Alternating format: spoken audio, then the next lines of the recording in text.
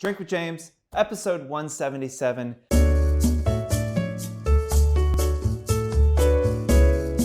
Exciting news today. We are releasing a end of the year State of Influencer Marketing report with Later today. We're going to share the link here. You just have to throw your email address in to download it. If you guys don't know, Later is, I think, one of the top, if not the top, platform for being able to schedule and post your Instagram, posts, later. Right? So you get where the name comes from. Outside of that, they have a pretty great blog on Instagram and how to be effective there. If you don't read it, you absolutely should. And a couple months ago, we got together and decided to work on a end of the year kind of look at the space from a data and strategic perspective. So it's an incredible report full of a lot of insight on what is working on Instagram, what isn't, what's driving engagement, what isn't, what's driving growth, what isn't. And all you have to do is click on a link, put your email address in, and you get that. If you don't, I don't know, do you not want to learn? You don't want to get better? You're already here watching the show. I assume you want knowledge. You're not just doing it because you think I'm charming. So go download that thing. We worked really hard on it. Later worked really hard on it. And let us know what you think. Another thing, last week in our stories, we shared a story from Jess Kirby, one of our favorites here at 4. But in all honesty, someone we don't work with as often as we'd like. You know, Jess has a similar kind of situation as Grace Atwood, where I think the size of her following and her engagement is not reflective of her influence over those people. And Jess recently used the testimonials feature, and she last month was our top influencer for getting testimonials. She has a lot. They're all really heartfelt, and I think show just how connected her audience is to what Jess is doing. So in her story, she's saying that she just got a big brand deal from us through one of our clients, almost entirely based on those testimonials. Again, we love Jess. We know how much value she brings. But because her following and her engagement and things look a little different than other people's, it's sometimes hard to show through data just how powerful what she does is. The testimonials did that in a really big way, convinced the brand to onboard Jess and got her into this program and got a nice sizable contract for a brand that she is really excited to work with. So if you haven't done testimonials yet, I can tell you right now that for us internally, we are looking at testimonials in every single campaign. When we're onboarding people, we're looking to see if they have testimonials, and we're starting with people that have testimonials. This week we're working with almost 1,100 influencers. So we are doing a lot of campaign work. If you haven't gotten any campaign work and you're wondering why, easiest thing to do is go make sure your profile's up to date, make sure you've applied for verified reach, make sure you get testimonials. It's huge, and especially if you're, an emerging influencer or micro, or if your engagement isn't as good as it used to be, the algorithm's killing you, whatever it is, the testimonials can show in a way that those numbers never can, the connection you have with your audience. And we are putting our money where our mouth is and putting influencers up in front of brands based on those testimonials. So go take care of that right after you watch this video. Speaking of, let's get into the questions.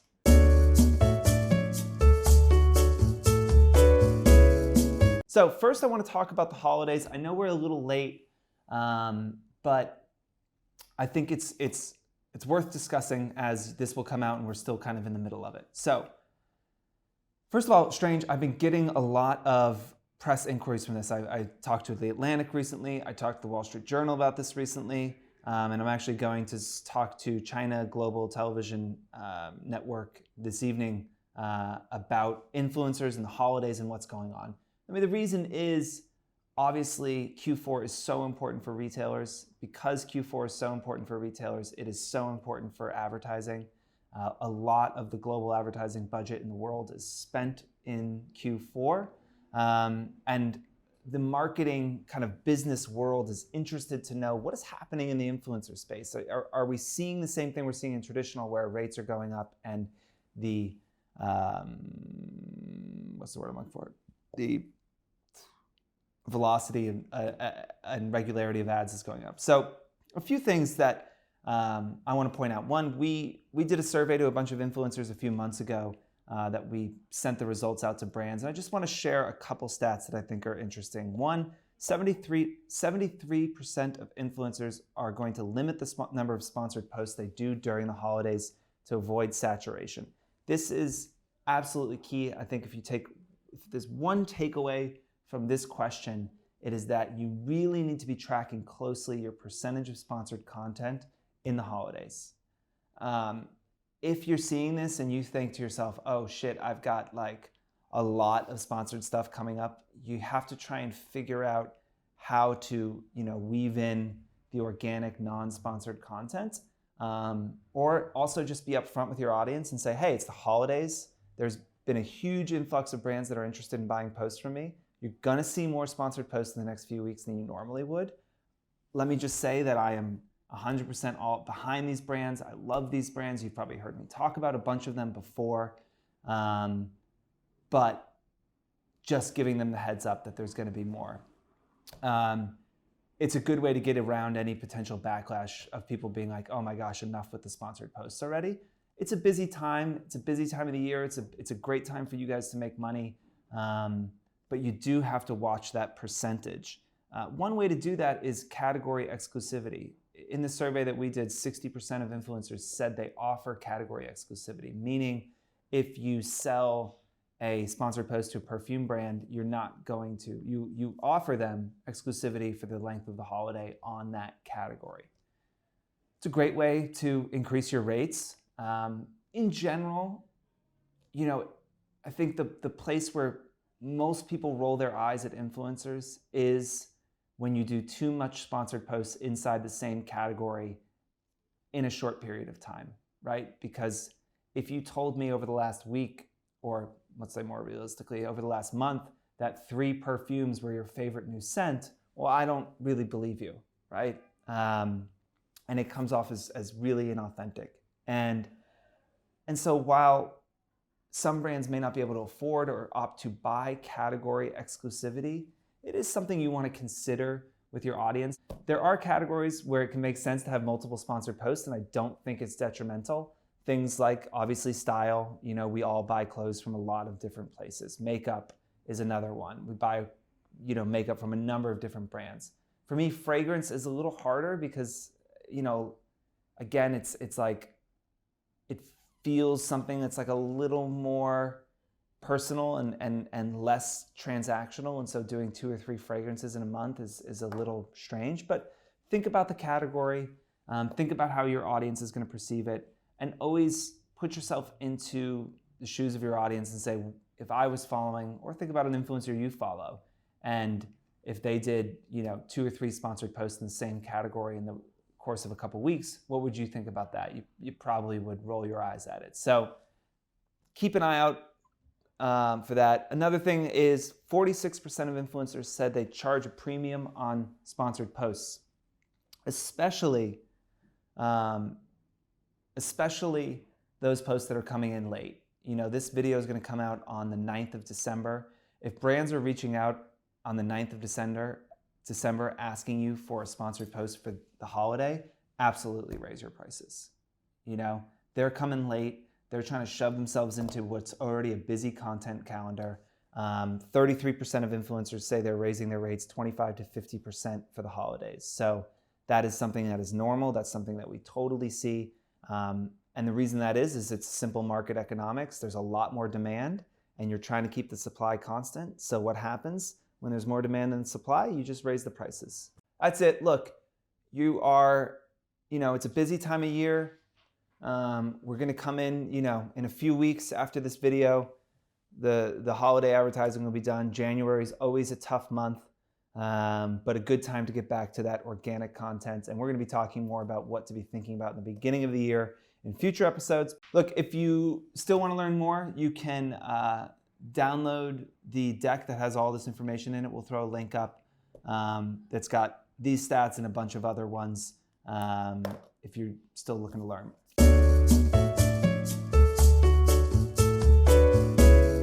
So next up, Cory Booker. There was a BuzzFeed article that was getting shared this week, and essentially a super PAC, which is a entity that is not related to a political or a candidate's campaign. A super PAC was reaching out to influencers with offers to try and promote Cory Booker. And the campaign was keep Cory in the race. Obviously, his polling numbers aren't doing great, and this Democratic group wanted to keep him in, and so they thought influencers would be a good place to do that. There was a lot of backlash on it. It created an interesting conversation, which we're going to discuss later. But first, let's talk about like just how poorly that campaign was run, okay? Because I think a lot of times influencer marketing gets a bad rap, and sometimes it's because people are looking at influencers who I think are the kind of lowest common denominator of what y'all do. I always say it's like saying actors suck and using like Rob Schneider as your example of like an actor. But like Rob Schneider and Daniel Day-Lewis have the same job and they're very different actors. So you can't really say just because Deuce Bigalow Male Gigolo sucked that like all actors are trash, right?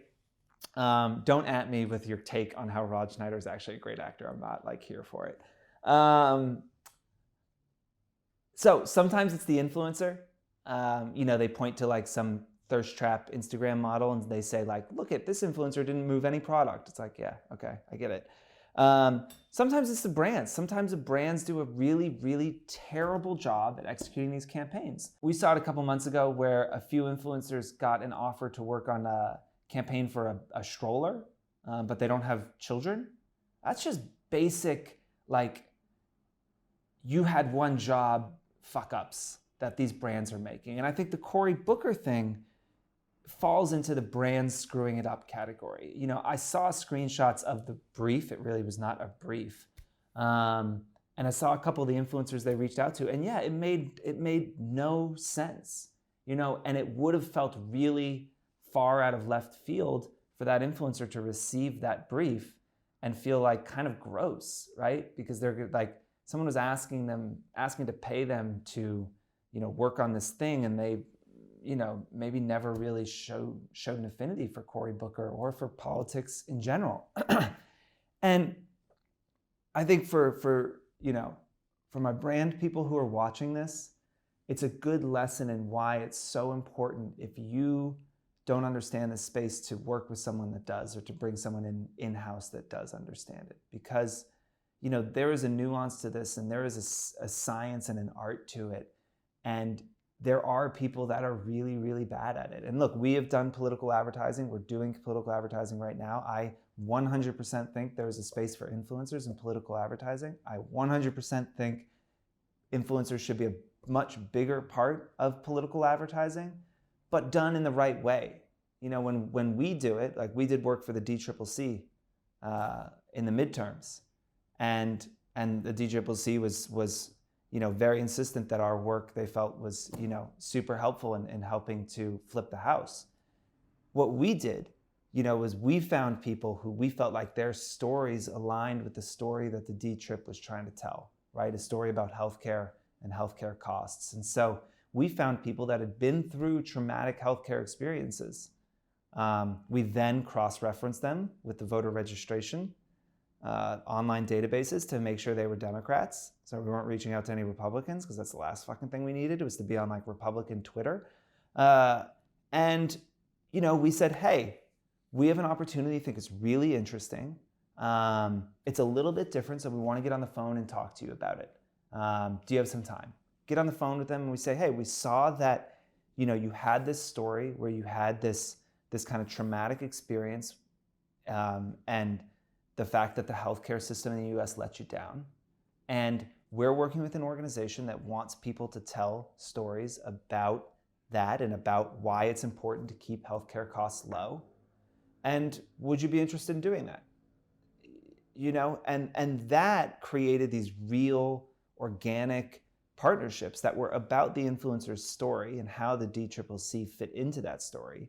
And not just, hey, I'm paying you $1,000 to post something about how great Cory Booker is. That's insane. Of course it didn't work. Like, it's just lazy. And I know the competitor of ours that did this campaign. I'm not going to put him on blast. But like, shame on you.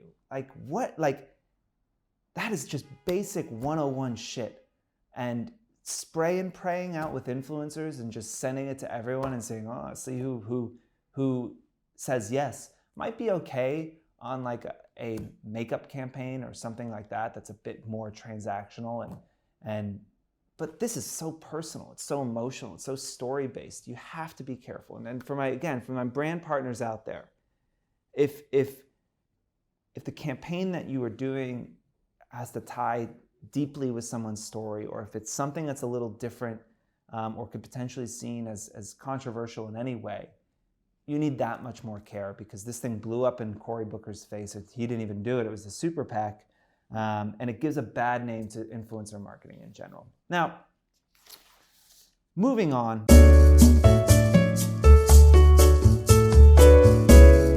This is something I've said, but I will continue to say, and you're going to get sick of me saying it over the next year. In that article, there was a conversation around whether influencers should be talking about politics on their feed.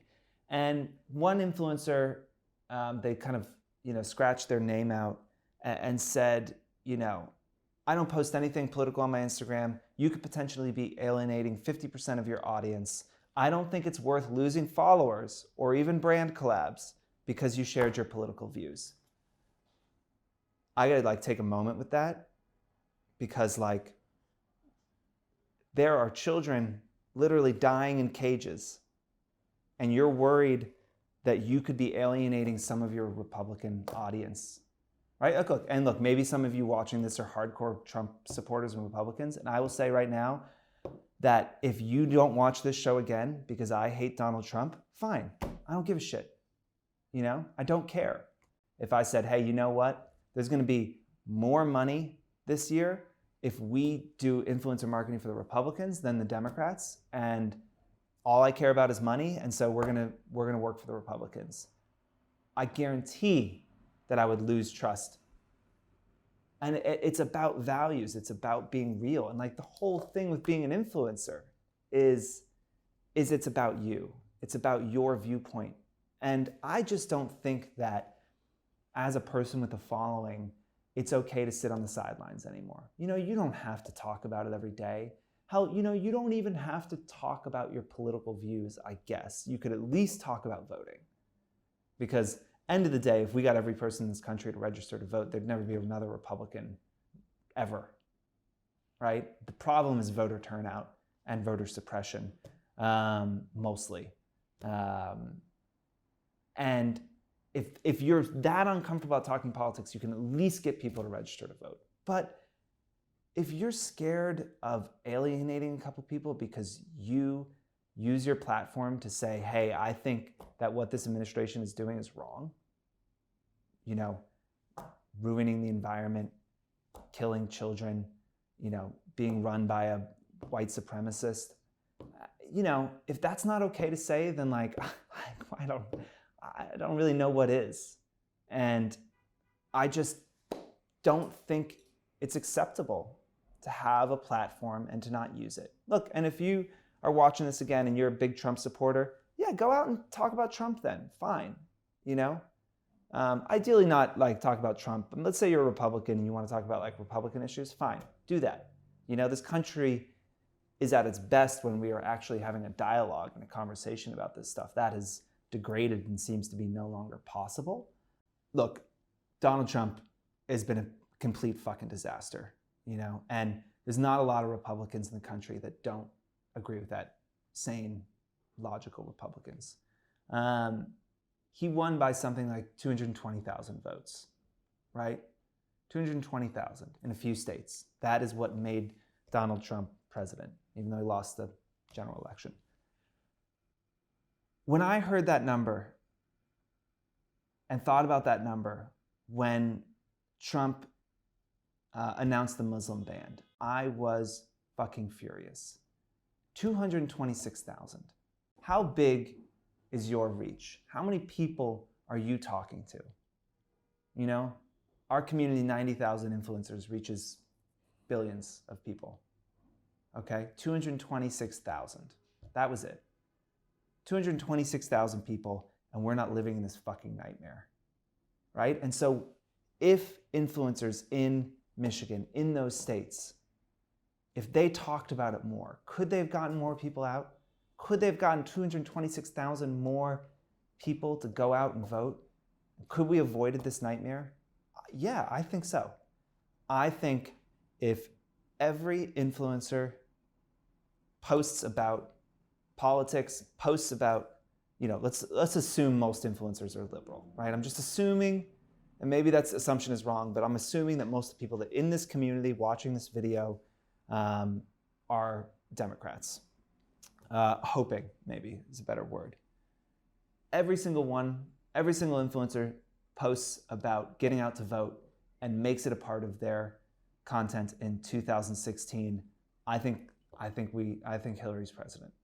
That's, and it's just hard to swallow,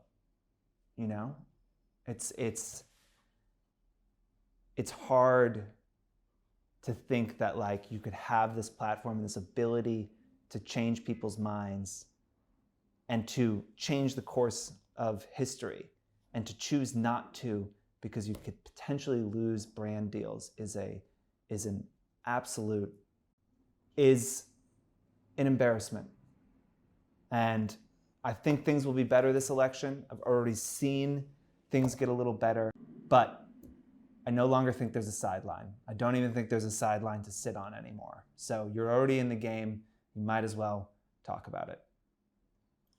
And let's just hope the Trump trolls stay out of this video. The last fucking thing I need is this to be put on some Reddit channel and me to have every crazy person on Twitter threatening my life. So let's just keep this video amongst ourselves. Thank you.